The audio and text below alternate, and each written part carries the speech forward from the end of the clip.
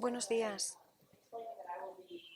Empiezo explicándoles que voy a hacer una presentación general de algunas de las recomendaciones de la declaración, y la declaración completa se va a publicar en internet y ahí encontrarán información muchísimo más detallada. Entre el 12 y el 23 de mayo de 2025 he estado viajando por Guatemala, he visitado la ciudad de Guatemala, Cobán, Tactic y Quetzaltenango para evaluar la independencia de jueces y abogados conforme a mi mandato de relatora especial de Naciones Unidas sobre la independencia de magistrados y abogados. El objetivo era identificar tanto los puntos fuertes como las presiones que pueden afectar al sistema de justicia y proponer recomendaciones prácticas basadas en pruebas para seguir reforzándolo. Quiero darles las gracias a las autoridades del Estado, a la COPADE y a la Oficina de País del OACNUR por su apoyo, y estoy dispuesta a seguir trabajando a medida que Guatemala sienta las bases de un sistema de justicia verdaderamente independiente, imparcial y representativo. Guatemala está ahora mismo en un momento crucial. El país se prepara para una importante renovación institucional en 2026, que incluye los nombramientos de la Corte de Constitucionalidad, la Oficina del Fiscal General y el Tribunal Supremo Electoral. Estos cambios que se avecinan ofrecen una excelente oportunidad para reforzar las decisiones imparciales, la autonomía de la profesión y la confianza pública. Voy a empezar hablando de la designación de altos cargos de justicia. Hay un consenso creciente que apunta a que el sistema de nombramiento de funcionarios de alto nivel exige una reforma urgente y sustancial. Las comisiones de postulación diseñadas para garantizar nombramientos basados en mérito, transparencia e integridad se están viendo cada vez más afectadas por intereses partidistas o privados que ponen en peligro la confianza pública en el Poder Judicial, a pesar de las oportunidades para introducir importantes reformas, sobre todo en el Congreso. No se han llevado a cabo los cambios necesarios y se dejó pasar el momento de mejora institucional. Hemos identificado 6 observaciones claves que describen graves problemas sistémicos en el proceso de nombramiento. Primero, la representación distorsionada, la falta de una cantidad de comisionados fija y la inclusión de funcionarios de universidades de reciente creación y baja calidad han reducido la integridad de estas comisiones. Sus miembros son víctimas de presión, amenazas y una carga de trabajo excesiva. Después están los criterios de evaluación defectuosos o con deficiencias. Los procesos para evaluar a estos candidatos evaluados a menudo se alejan de normas jurídicas y constitucionales y a menudo o en ocasiones favorecen a personas o grupos específicos, sobre todo aquellos que tienen más experiencia administrativa que judicial. Las evaluaciones de ética y honor a menudo son insuficientes y opacas. En tercer lugar están las influencias indebidas. Las investigaciones han revelado procesos manipulados, compra de votos, acuerdos privados, lo cual menoscaba la legitimidad de los nombramientos. En cuarto lugar, proceso de renovación. Por lo general hay un amplio apoyo a unas renovaciones escalonadas en lugar de reemplazar a todos los magistrados de una vez, y esto para conservar la memoria institucional y reducir la presión política. Quinto, falta de representación inclusiva. Las mujeres, los pueblos indígenas y las comunidades marginadas están claramente subrepresentadas en el proceso y habría que introducir mecanismos adicionales para promover su inclusión. Por último, sobre este tema, miedo e incertidumbre jurídica. Los miembros de las comisiones se enfrentan a posibles represalias jurídicas, lo cual contribuye a crear un entorno de intimidación. Para restaurar la credibilidad y armonizarse con las obligaciones internacionales, Guatemala debe contemplar reformas legislativas y posiblemente constitucionales, garantizar transparencia en el proceso de selección de 2026 y reforzar la participación de la sociedad civil. Las reformas deben incluir criterios de selección definidos públicamente, entrevistas abiertas, públicas, unas evaluaciones del rendimiento rigurosas y una justificación transparente de todos los nombramientos. El proceso de nombramiento de cargos judiciales en Guatemala debería ser pues sometido a una serie de reformas profundas para armonizarlo con las normas internacionales. Tendría que haber una cantidad de miembros de las comisiones que sea fija y equilibrada y que incluya a miembros del sector académico, la sociedad civil y representantes indígenas. Y estos miembros deberían estar protegidos de presiones indebidas y de una carga de trabajo poco razonable. Asimismo, habría que seguir unos métodos de evaluación uniformes basados en capacidad, integridad y de adecuación y honorabilidad, con unos criterios publicados claramente con antelación. Asimismo, habría que introducir entrevistas sustantivas y justificaciones escritas de cada decisión. Es importante reforzar las normas sobre conflictos de intereses y excluir a aquellos candidatos vinculados con corrupción o crimen organizado.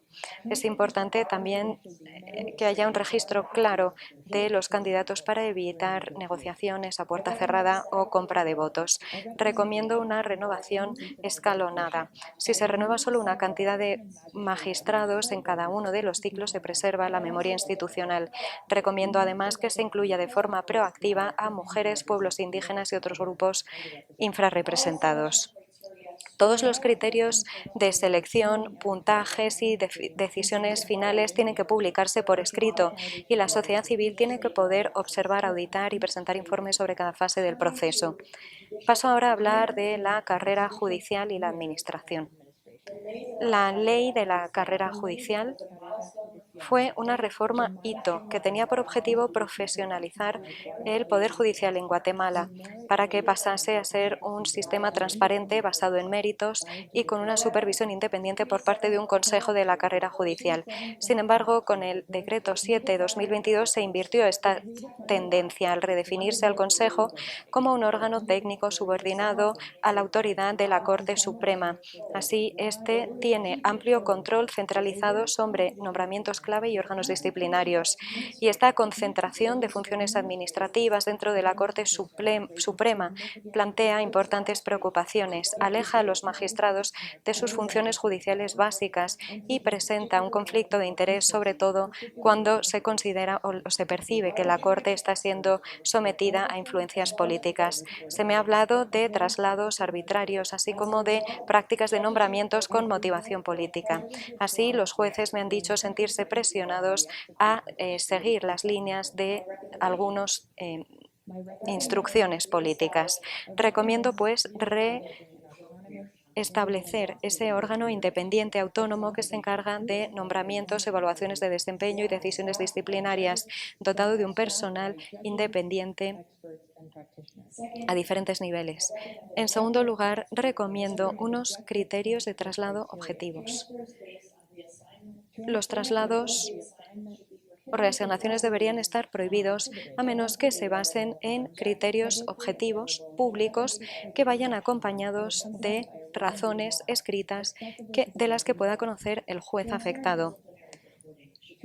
Asimismo, habría que introducir unos informes de disciplinas transparentes, con cantidad, por ejemplo, de denuncias presentadas, resultado de las investigaciones y decisiones. Paso ahora a hablar de formación y capacitación. La Escuela de Estudios Judiciales tiene un papel fundamental para reforzar el Poder Judicial del país.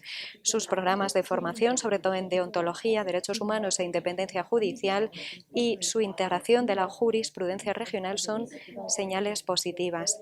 La reciente colaboración con la Oficina del Alto Comisionado y la Oficina de la ONU sobre Droga y Delito para desarrollar un nuevo modelo de independencia judicial basada en consultas con jueces y magistrados es algo que resulta especialmente prometedor.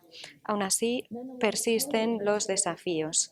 La dependencia de la escuela a la Corte Suprema puede limitar su independencia a la hora de fijar prioridades, asignar recursos y garantizar la continuidad de los programas. Sigue habiendo importantes lagunas en los programas de formación, sobre todo en ámbitos como el debido proceso, el derecho de los pueblos indígenas, el control de las convenciones y constitucional, lo cual a menudo no se aborda como es debido o se considera algo opcional o facultativo.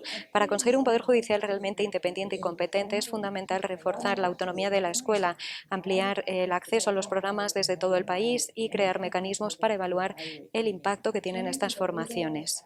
En cuanto a la profesión y la educación en el ámbito judicial, el papel que tienen las universidades guatemaltecas en este sector merece especial atención, sobre todo habida cuenta de la proliferación de instituciones privadas con unas normas académicas bajas.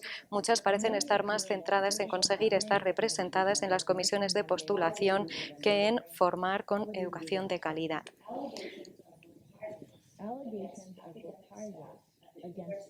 Nos sentimos preocupados por las acusaciones de represalias contra personal académico de la Universidad San Carlos por cuestionar la calidad de su liderazgo. Esto podría poner en peligro la autonomía de la institución. Asimismo, me han llegado ecos de preocupaciones porque no se incluye, como es debido, la competencia cultural, el pluralismo o los derechos de los pueblos indígenas en la formación de los futuros jueces y abogados. Y estas lagunas contribuyen a unas prácticas que no llegan a cubrir las normas de derechos humanos internacionales, sobre todo en lo que respecta a tierras ancestrales y recursos, lo cual menoscaba la justicia en la sociedad guatemalteca, que es muy diversa. Es, por tanto, fundamental reforzar la formación. Las autoridades deberían introducir unos mecanismos de evaluación y acreditación independientes y sólidos para las facultades basándose en normas adecuadas y objetivas. El Colegio de Abogados y Notarios de Guatemala tiene también una función fundamental para mantener la deontología en la práctica jurídica. Sin embargo, hemos recibido recientemente información de elecciones impugnadas, presión política y unas medidas disciplinarias insuficientes. Los cargos recientemente electos a la cabeza de la institución deben velar por reinstaurar su integridad mediante unos procedimientos disciplinarios transparentes y un firme compromiso a la observancia de la ética. Por último, el IDPP, el Instituto de Defensa Pública Penal, atraviesa retos estructurales y operacionales. Para ellos así es más difícil ofrecer una asistencia jurídica efectiva e independiente, sobre todo en las regiones indígenas.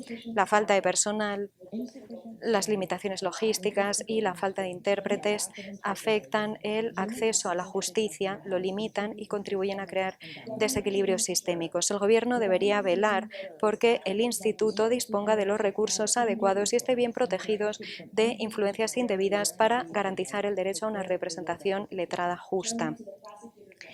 Paso ahora a hablar de la oficina del Fiscal General. Se han manifestado graves preocupaciones institucionales con respecto al liderazgo de la oficina del Fiscal General de Guatemala desde 2018.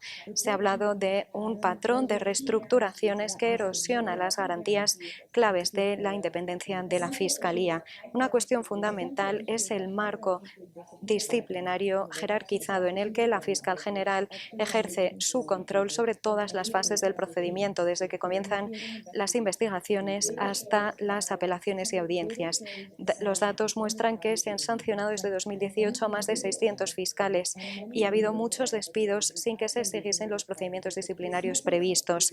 Asimismo, se han visto afectados por esta práctica los jefes de unidades especializadas que conocían de casos de corrupción, derechos humanos o justicia de transición, a veces en momentos clave de casos de alto perfil. También se han utilizado los traslados como sanción. Hay fiscales que han sido trasladados sin justificación a cargos distantes, lejanos de donde residían, en los que, por ejemplo, tienen dificultades para atender a las víctimas por obstáculos de idioma. Estas prácticas afectan sobre todo a fiscales que se encargan de casos especialmente delicados o con conexiones políticas, y esto también plantea preocupaciones sobre presiones o represalias. A pesar de un claro aumento en el presupuesto de la institución, que casi se ha triplicado desde 2016, la financiación no llega a las unidades que combaten la corrupción y graves violaciones de derechos humanos, sino que llega a nuevas oficinas, algunas vinculadas a intereses privados. Si bien la cobertura territorial se ha incrementado y muchos millones de casos han sido resueltos, menos del 9% han concluido con condenas. Hay testimonios que apuntan a casos desestimados muy al principio del proceso. Sobre todo estos han afectado a comunidades indígenas, población rural o sobrevivientes de violencia de género. Y esta laguna entre la presunta eficacia y los resultados en los tribunales, junto con el patrón de control interno y la reasignación de los recursos, apuntan a que hay unas políticas desde la Fiscalía que dan o que hacen más hincapié en los resultados administrativos y no tanto en el acceso a la justicia. Recomiendo, pues, primero, un reequilibrio del presupuesto, volver a dar financiación a las unidades especializadas que han demostrado tener resultados, velando por formar a su personal y darles más apoyo logístico. La ley orgánica del Ministerio Público debería ser reformada. Debería garantizar que esté protegido el cargo de los fiscales y debería crear algún tipo de órgano de supervisión de los asuntos disciplinarios y de la carrera fiscal. En cuanto a la criminalización y el debido proceso, ha surgido en Guatemala un patrón preocupante y continuo de criminalización que se basa en documentación, entrevistas y datos recogidos por la comunidad internacional. Toda esta información apunta a que se está utilizando el derecho penal no solo para investigar legítimamente, sino también para intimidar y acallar la voz de los que defienden los derechos humanos, combaten la corrupción o quieren cuestionar los poderes bien establecidos. He observado una serie de características continuas en este patrón. En primer lugar, hay grupos especialmente afectados o atacados. Se han denunciado a más de 60 operadores de justicia, además de a periodistas, autoridades indígenas, líderes estudiantiles y miembros de las comisiones de postulación. Resulta especialmente preocupante la criminalización creciente de las víctimas de justicia de transición. En segundo lugar, está la proliferación de casos. A menudo las personas son acusadas de numerosas acciones jurídicas que se van solapando y que están relacionadas con denuncias por lo penal o administrativo y por la vía disciplinaria. El mecanismo de querellante adhesivo, que debería facilitar el acceso a la justicia, presuntamente se está utilizando para inundar el sistema con denuncias que se repiten. Luego está la cuestión de las acusaciones demasiado vagas o generales.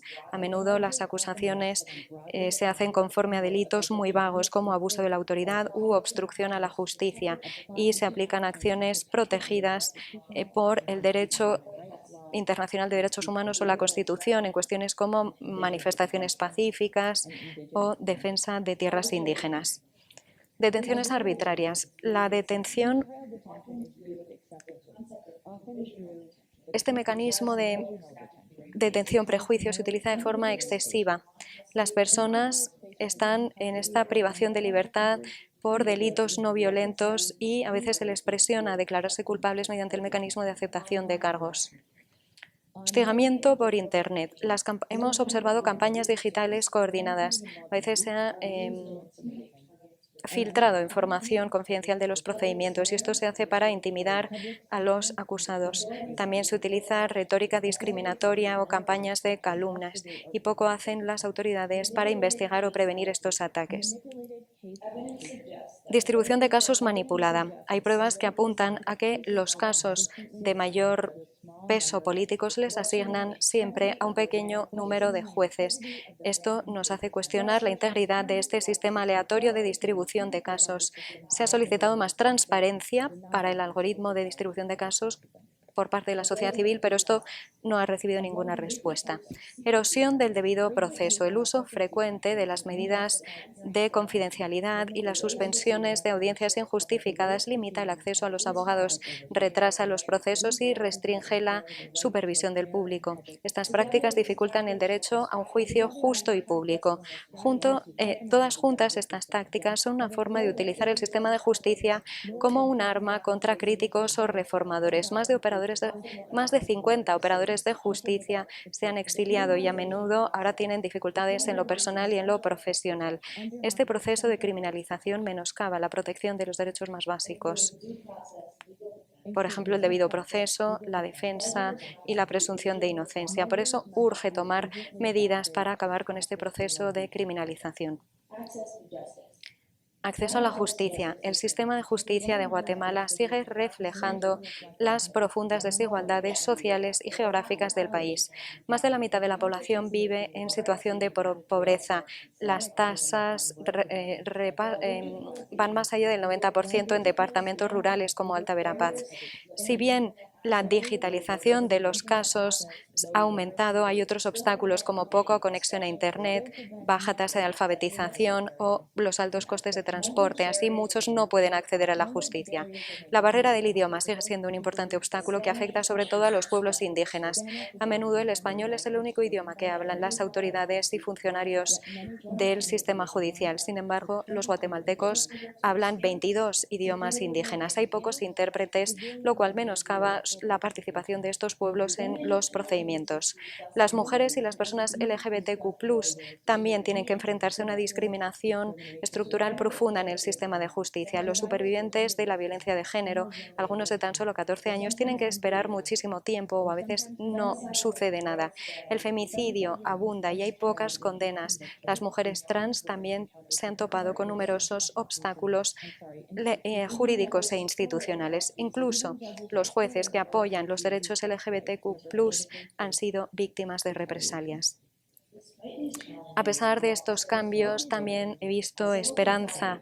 Hay una sociedad civil muy activa y comprometida en el país y que trabaja con mucho rigor. Los trabajadores de justicia de las comunidades tienen un papel fundamental al tender puentes y colmar lagunas, sobre todo en las zonas más alejadas.